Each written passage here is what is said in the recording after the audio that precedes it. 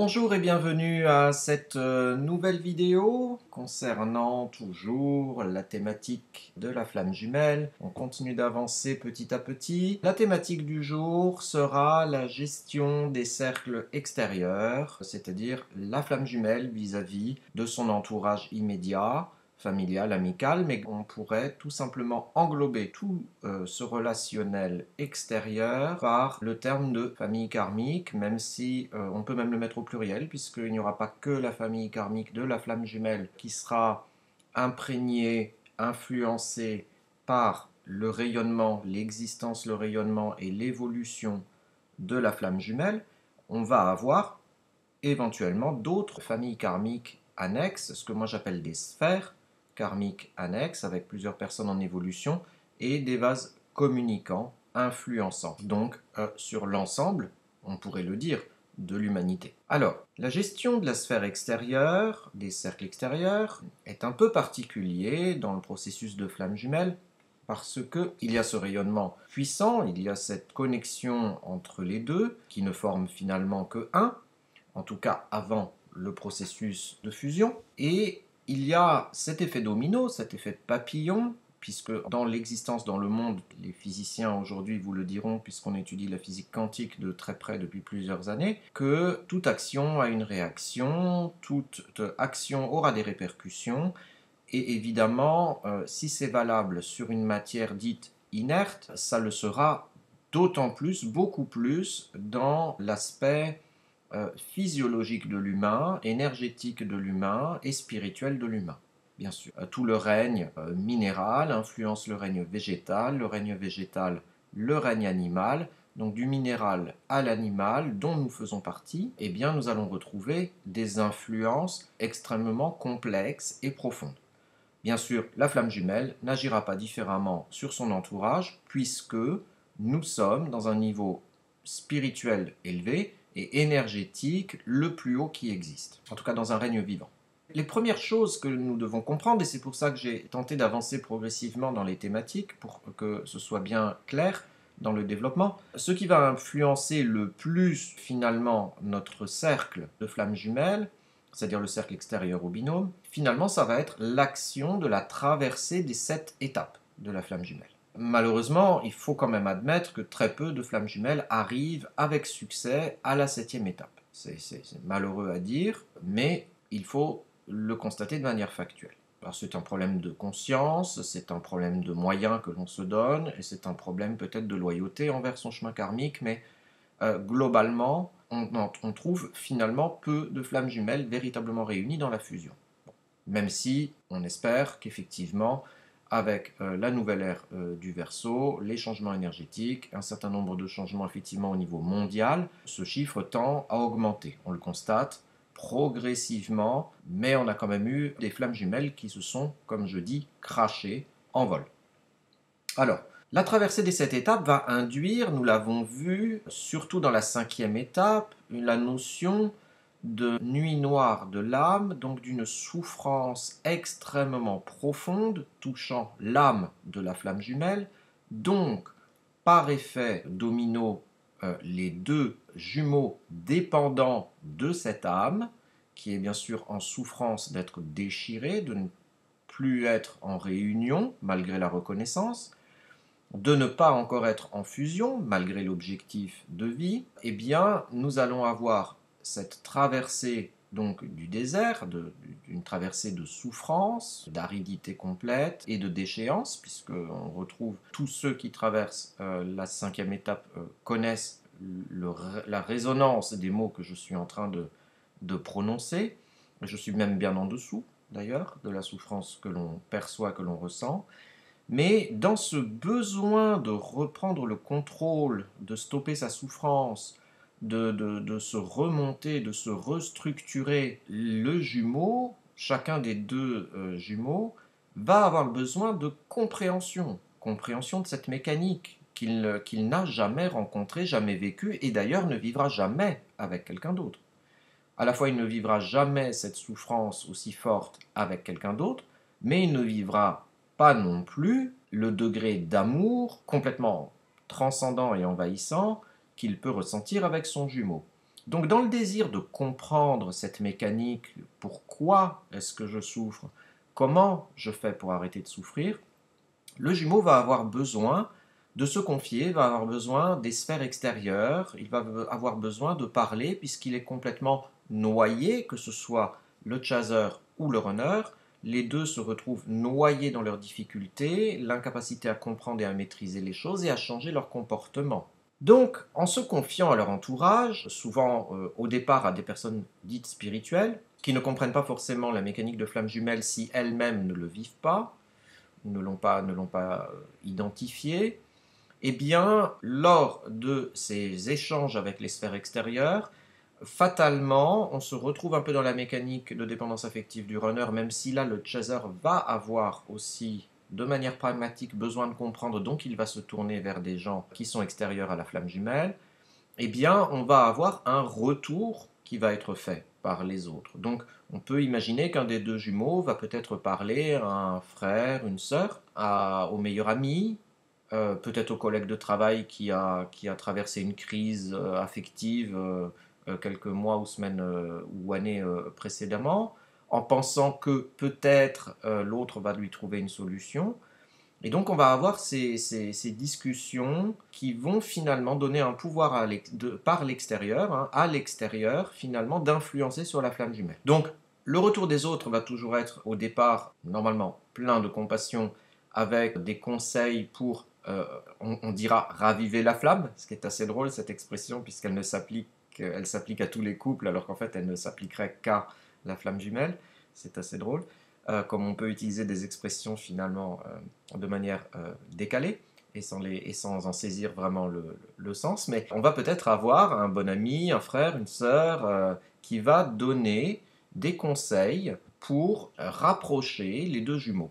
On le sait, la flamme jumelle a un mode de fonctionnement hyper millimétré, hyper typé, avec des comportements très normés.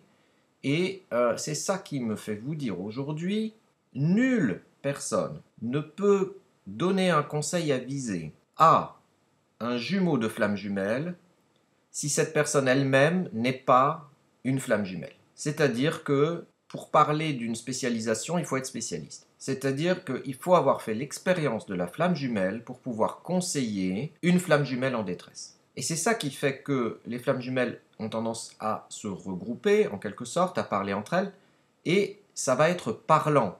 Ça va être parlant d'une personne à une autre. La personne va nous comprendre. Elle va nous comprendre parce qu'elle l'a vécu. Mais elle ne l'a pas vécu intellectuellement, elle l'a vécu sensitivement. Elle l'a vécu dans ses émotions, elle l'a vécu dans ses énergies, elle l'a vécu dans ses quatre consciences. Donc, on va avoir déjà là un interlocuteur avisé, en conscience, qui a toutes les chances de nous donner un conseil qui soit intéressant et peut-être applicable. Pourquoi je nuance en disant pas forcément applicable? En tout cas, je le sous-entends. C'est parce que un runner comprend un runner, un chaser comprend un chaser. C'est assez cohérent, c'est assez logique, dit comme ça. Mais un chaser, si on parlait avec un chaser, on lui expliquait le comportement d'un runner, il ne comprendrait pas. Et ses conseils seraient des conseils de chaser, avec son sous-programme de chaser. Donc, c'est aussi pour ça certainement que vous regardez cette vidéo, parce que vous avez dû chercher, vous poser des questions, vous vraiment enquêter, essayer de comprendre véritablement ce que vous viviez. Vous êtes de fil en aiguille arrivé jusqu'à la déduction que vous étiez peut-être flamme jumelle, et voilà, nous échangeons là maintenant. C'est ça qu'il faut comprendre, c'est que pour d'autres personnes, pour des personnes qui seraient éventuellement en couple avec une âme sœur, ou tout simplement en couple avec une personne avec qui il y a un lien karmique lié au passé qui leur fait apprendre une certaine nuance de l'amour. Ça n'a rien à voir avec la mécanique de flamme jumelle, aucunement. Il n'y a aucun comparatif possible. Le schéma comportemental d'une incarnation karmique classique en couple, d'une incarnation d'âme sœur en couple et une incarnation de flamme jumelle en couple n'ont rien de commun. La flamme jumelle se gère de manière totalement différentes, avec des nécessités d'unicité, d'équilibre et de maîtrise de conscience. Donc, fatalement, toutes les flammes jumelles se retrouvent confrontées au même type de réaction venant des sphères extérieures. La première chose, ça va être des conseils à l'emporte-pièce qui vont vous être donnés. en disant bah, fais ça, rends le jaloux, rends la jalouse, fais un ultimatum, prends de la distance, propose un break. Et en fait, toutes ces choses-là ne s'appliquent pas à la flamme jumelle. Et toutes ces choses-là font plus de dégâts qu'autre chose. Parce qu'on n'est pas tourné vers l'intériorité, on n'est pas tourné vers soi, on ne comprend pas que en fait, l'autre révèle chez nous des parts manquantes, des failles, des blessures finalement qui sont propres à nous-mêmes, et ça génère encore plus d'absence de conscience. En fait, ça creuse encore plus le poids que l'on met sur les épaules du jumeau. Donc ces conseils-là sont mauvais. Je ne dis pas qu'ils sont donnés de manière mal intentionnelle, même si on va en parler tout à l'heure qu'il y a aussi ces phénomènes-là, mais on va avoir un phénomène d'incompréhension de l'entourage, tout simplement parce que ce sont des personnes qui n'ont pas fait, ne font pas l'expérience de la flamme jumelle et largement souvent ne font même pas l'expérience de l'éveil des quatre consciences, ne savent même pas ce que c'est. Donc, on se retrouve finalement dans notre relationnel à être jugé par des personnes, je suis désolé de le dire, qui sont en totale et proprement en incompétence de le faire. Voilà. Donc, on va avoir ici des jugements qui vont forcément s'appuyer, qui vont forcément se poser, de fil en aiguille, de semaine en semaine, de mois en mois, où on va parler de sa relation de flamme jumelle avec une tierce personne. Il y a fatalement un moment où la personne ne sera plus dans la compassion et le désir de conseil, mais tout simplement que vous arrêtiez de vous plaindre, que vous solutionnez votre problème le plus vite possible, et bien sûr cette personne va vous dire, eh bien, on retrouve toujours les mêmes termes, tu es dans une relation toxique, vous n'êtes pas fait l'un pour l'autre, vous n'êtes pas compatibles, tu as déjà essayé ça, ça, ça et ça, et ça n'a pas marché, parce que ce sont des choses qui fonctionnent dans d'autres schémas d'incarnation, mais pas dans la flamme jumelle. Et bien sûr, on va avoir le grand typique que toutes les flammes jumelles qui traversent la cinquième étape m'ont relivré. On va avoir le fameux terme de tu es avec un pervers narcissique. Tu subis une manipulation mentale, une manipulation narcissique. Voilà.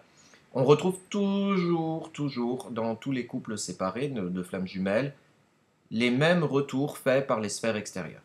Parce que ça ne peut pas être compris par quelqu'un qui n'est pas dans un schéma de flamme jumelle.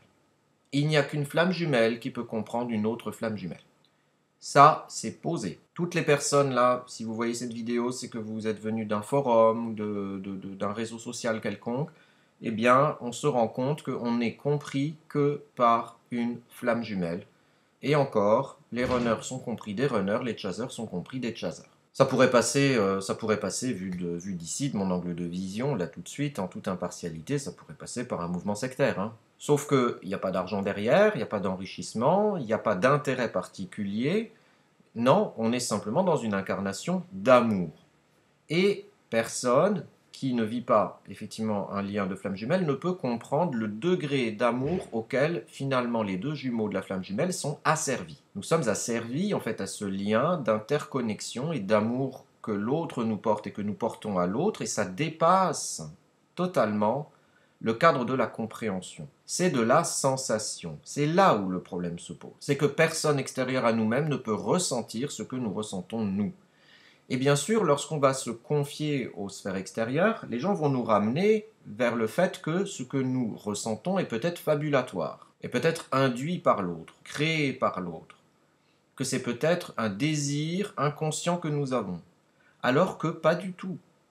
C'est juste factuel, c'est juste des faits. Donc c'est assez fou de constater que nous avons ce retour complètement faussé et qui va avoir énormément de conséquences. Parce que comme on n'arrive pas à rentrer dans la relation de couple et à faire rentrer cette relation de couple dans un schéma comportemental, un moule que l'on a connu, on se dit que ça va être impossible d'intégrer ce couple dans ces sphères amicales, familiales et dans la société en général, qu'on n'arrivera pas à le tenir. Mais c'est donner un pouvoir énorme aux sphères extérieures qui sont non conscientes, très souvent dans une non-évolution, alors que c'est justement le contraire que les flammes jumelles doivent réaliser, c'est-à-dire trouver l'unicité, accéder à la septième étape de fusion, rayonner d'un amour puissant et fort pour exploser les cadres de croyance, les cadres comportementale de la société et de l'humanité en général.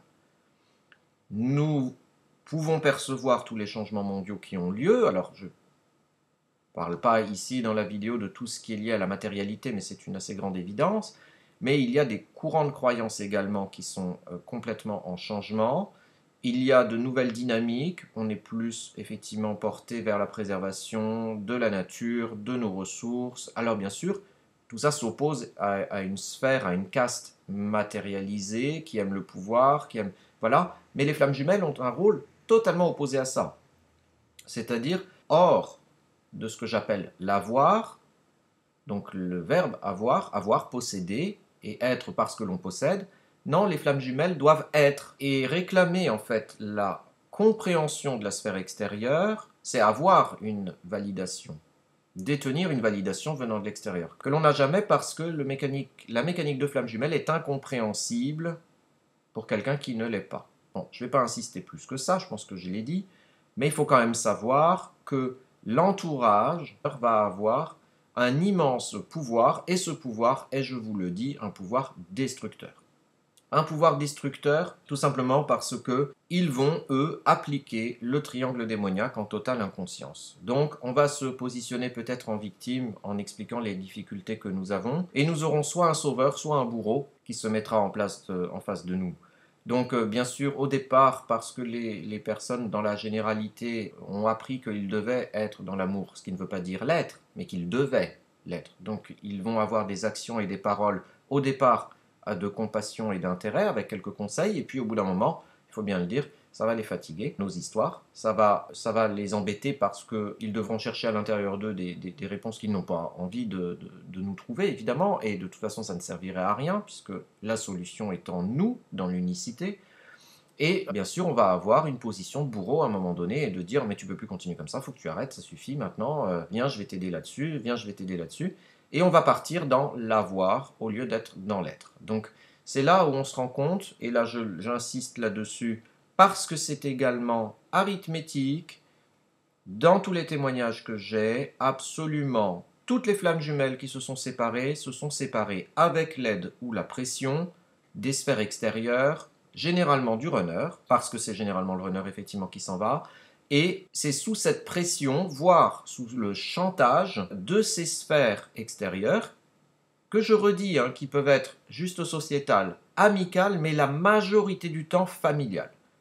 Donc on va avoir des parents, grands-parents, frères et sœurs, qui vont pousser finalement la flamme jumelle à se séparer au travers, je le redis, au travers du runner. Il y a d'autres influences bien plus permissives que ça, mais on retrouve en tout cas ce schéma comportemental systématiquement. Donc il faut faire très très très attention lorsque vous rencontrez votre flamme jumelle de ne pas mêler les sphères extérieures à vos problématiques de mise en équilibre, de mise en unicité de votre couple, de votre flamme jumelle et de l'objectif numéro 7 qui est d'arriver à l'état de fusion. Il faut vraiment comprendre que si vous mêlez les sphères extérieures à ça, vous allez aller droit dans le mur, vous irez directement à l'étape 5, c'est évident, vous donnerez le pouvoir aux autres, et c'est très très très dangereux. Pour autant, si vous connaissez d'autres flammes jumelles, puisque on sait qu'il y en a plus de 6 millions, enfin même beaucoup beaucoup plus, si vous comprenez l'arithmétique, s'il y a 6 millions d'âmes incarnées, ça veut dire qu'il y en a au moins le double dans des corps, hein, puisque 6 millions d'âmes, ça fait bien 12 millions de moitié d'âmes. On va avoir une grande quantité de flammes jumelles qui s'éveillent, donc on a de fortes probabilités d'avoir autour de soi des flammes jumelles qui s'éveillent. Moi, j'ai découvert il y a très peu de temps, finalement, qu'une de mes amies connaissait sa flamme jumelle depuis 30 ans. Alors que le courant est très récent, finalement, au niveau de l'éveil de la majorité des flammes jumelles. Hein. On peut parler de novembre 2012, hein, c'est vraiment là que ça a commencé, ça ne fait que croître de manière exponentielle. Mais il y a, et je connais plusieurs personnes qui sont flammes jumelles et depuis longtemps. Plusieurs générations, finalement, on peut le dire. Avec les mêmes difficultés et sans jamais avoir eu les clés de la compréhension. C'est seulement maintenant, au bout de 30 ans, qu'elle a les clés de compréhension du comportement de son runner et de son comportement à elle face à son runner. C'est quand même assez incroyable. Donc, on voit la pollution, le parasitage que les cercles extérieurs peuvent avoir. Donc, vous devez comprendre que si vous devez vous confier ou demander des conseils vis-à-vis du relationnel avec votre jumeau, il faut vous rapprocher de flammes jumelles qui ont passé les 7 étapes, qui ont atteint l'unicité, pas forcément la fusion, puisque je le redis, toutes les flammes jumelles n'arrivent pas à la 7e étape. Il faut le dire. Alors il y a plein de thérapeutes qui vous diront oui, mais ça peut arriver n'importe quand. Votre jumeau, votre jumelle est parti il y a un an, il lui faudra peut-être 10 ans pour atteindre l'unicité. Dans 10 ans, il ou elle reviendra et vous serez ensemble. Bon, on ne peut décemment pas vivre son existence de cette manière-là. On ne peut décemment pas dire je vais souffrir, je vais rester dans la nuit noire de l'âme pendant 10 ans parce que l'autre est lent, ou ne se donne pas les moyens, ou n'est pas en conscience, ou ne veut pas. On ne peut pas. Vous devez à vous l'unicité, la stabilité, la construction et l'avancée dans votre vie. Alors, on parlera bientôt des chemins karmiques, très bientôt, ça va être la prochaine vidéo je pense. Et là on va tomber de haut aussi parce que même si on a la nécessité d'avancer, on se rend vite compte que c'est compliqué. C'est compliqué lorsque on est flamme jumelle. Alors surtout lorsqu'on est flamme jumelle universelle. Là également, je vais vous expliquer dans une prochaine vidéo les différences entre les 3 niveaux de flamme jumelle qui existent. Pour le moment, c'était prématuré. Mais en tout cas, ce que je voulais vous faire comprendre, c'est pourquoi les sphères extérieures ont tellement de pouvoir destructeur sur la flamme jumelle. C'est véritablement, j'utilise cette expression que vous trouverez peut-être péjorative. On ne peut pas demander à la fourmi de comprendre la botte. Eh bien, je ne parle pas de hiérarchie en disant la flamme jumelle vaut mieux que monsieur, madame, tout le monde. C'est pas le sujet, c'est simplement un torchon est un torchon, une serviette est une serviette. Et là, on demande en fait un degré de compréhension qui est impossible parce que c'est sensitif. Et comme je le dis depuis des années, ce que vous ressentez en vous est plus réel que ce que n'importe qui peut vous dire. Ça veut dire que les sphères extérieures ne doivent pas avoir le pouvoir de juger, de décider ce qui est bien, ce qui n'est pas bien, ce que vous devez faire, ce que vous ne devez pas faire, ou d'orienter vos décisions, vos prises de position et vos choix de vie. Choix de vie que vous avez déjà fait de manière karmique, de toute façon. Et vous ne pouvez en retrouver la mémoire que de manière intuitive, avec votre conscience spirituelle, qui peut s'opposer à la conscience intellectuelle. Et c'est là, dans cette conscience intellectuelle, dans le désir de compréhension, que les cercles extérieurs vont avoir un pouvoir immodéré de destruction de votre chemin karmique, du chemin karmique bien sûr de votre jumeau, du chemin karmique de la flamme jumelle et du non-rayonnement que la flamme jumelle aura sur la famille karmique avec laquelle elle a pourtant décidé de s'incarner et de rayonner. Un autre phénomène également, nous parlerons bientôt des énergies, et nous devons admettre, sans rentrer trop dans l'ésotérisme quand même, que dans l'univers, il existe des polarités positives, des polarités négatives. Indéniablement, en face de l'éveil hyper positif des flammes jumelles dans le monde, il y a également des forces contraires qui viennent semer le trouble, qui viennent mettre des difficultés dans ces éveils-là. La principale énergie, finalement, est bien sûr l'ego, la non-croyance, l'absence de foi, et c'est ce que nous retrouvons dans les personnes qui sont extérieures à la flamme jumelle. Les personnes extérieures à la flamme jumelle ont un problème, la plupart du temps un problème de foi, d'évolution d'eux-mêmes, peuvent être en absence d'évolution, donc en stagnation, et le fait que nous cherchions à évoluer, le fait que nous voulions assumer ce que nous ressentons et qui est incompréhensible pour les sphères extérieures envers notre jumeau ou notre jumelle, eh bien va poser un problème d'ego, de rapport de force, parce que si vous évoluez, si vous changez, si vous vous libérez, par exemple, eh bien, de la sphère familiale de laquelle vous venez, automatiquement on va devoir vous décoller cette étiquette qu'on vous a collée il y a fort fort longtemps, le jour de votre naissance et qui n'a jamais changé, et on va devoir vous trouver une autre appellation, on va devoir vous définir autrement, ce qui va obliger à changer son système de croyance. Et la plupart des personnes non spirituelles, même ceux qui se pensent spirituels mais ne le sont pas forcément, c'est ce que je disais tout à l'heure, je dois aimer, c'est totalement différent de j'aime, ça n'a rien à voir. hein. La Bible m'a dit que je dois aimer tout le monde. C'est totalement différent de j'aime tout le monde. Hein. Je sais que j'ai dit pendant des années, moi, que je ne pouvais pas aimer tout le monde. Mais parce que j'ai conscience que je n'en suis pas capable. C'est pas simplement, on me le dit, donc je m'oblige. Ah, vous comprenez la nuance? Eh bien, là, c'est un peu pareil. Il y a des personnes qui se pensent spirituelles, mais ne le sont pas. Alors, pourquoi? Parce qu'elles ne suivent pas leur chemin de vie, tout simplement. Donc, si elles étaient spirituelles, elles suivraient leur chemin de vie, elles chercheraient pourquoi elles sont sur Terre. Qu'est-ce que la Terre leur apporte? Qu'est-ce qu'elles apportent à la Terre et à l'humanité de manière globale? Donc, elles vont réagir souvent avec un système égotique de « moi, j'ai le libre arbitre, moi, je peux décider, moi, je fais ce que je veux, moi, je crois en Dieu, mais il n'a pas de pouvoir sur moi », ça c'est étrange, mais on va avoir en fait cette notion de défiance karmique. Et les défiants karmiques, bien sûr, vont pousser les proches à être en défiance karmique également, puisque sinon, s'ils avaient un exemple à suivre juste à côté d'eux, ça les obligerait certainement à se mettre dans une dynamique, à changer l'étiquette qu'ils nous ont collée et à s'adapter finalement à tous nos changements. Et ça leur pose réellement problème. Parce que, on peut le dire, l'humain en général va camper dans sa zone de confort, va rester dans sa zone de confort.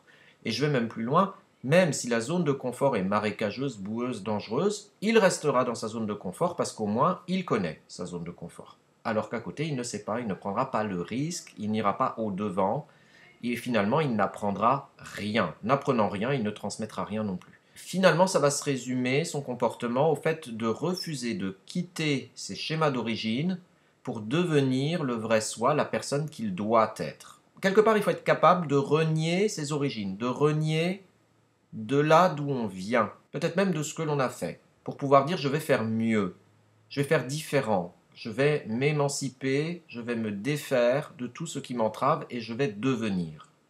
Devenir quoi? Non pas moi, parce que le moi, c'est l'avoir, le moi, c'est l'ego. Non, je vais devenir le soi, je vais chercher qui je suis en moi profondément et je vais aller chercher l'être pour être. C'est cet effet miroir que l'autre génère sur nous qui nous oblige à aller chercher qui l'on est au plus profond. Pas ce que l'on croit être, mais qui on est réellement. Et le laisser effectivement exister, le laisser s'expanser, le laisser éclore. Et ça apporte l'unicité, ça apporte l'unité en soi. Mais dans le couple de flammes jumelles, il faut que les deux soient dans l'unité en soi pour qu'il puisse y avoir cette troisième entité du couple qui devient supra-rayonnant, hyper puissant, et qui va changer les mentalités, peut-être pas les mentalités des personnes qui nous étaient proches. C'est leur libre arbitre. C'est leur possibilité de résister à leur chemin de vie, parce que c'est ça le libre arbitre. Le libre arbitre, c'est je ne vais pas sur mon chemin de vie. Ou j'emprunte mon chemin de vie. Il n'y a pas besoin d'un autre nom pour définir ça. Je suis mon chemin karmique, ou je m'y oppose et j'utilise mon libre arbitre pour m'y opposer. Donc, on va voir que la flamme jumelle va avoir possibilité de rayonner vers tout le monde, et chacun qui baignera dans cette énergie de la flamme jumelle aura le pouvoir de se poser des questions et d'évoluer véritablement vers le soi, ou pas. Voilà ce que j'avais à vous dire aujourd'hui sur l'influence du cadre extérieur. Je sais que nous sommes dans du spirituel, du quasi philosophique, il faut être peut-être grand ouvert pour entendre ça. J'ai écrit déjà différents articles aussi sur le sujet de l'unité et la clé. Je vous renvoie aussi vers ces articles pour avoir peut-être des conseils de consolidation. Vous le savez, je vous l'ai déjà dit, si vous avez une démarche personnelle, des problématiques particulières, c'est à vous de faire la démarche, bien sûr. J'espère que vous avez bien compris la vidéo, sinon n'hésitez pas à la regarder une deuxième fois parce que c'est un peu nébuleux parfois. Je sais où je veux aller, mais on a parfois du mal à me suivre.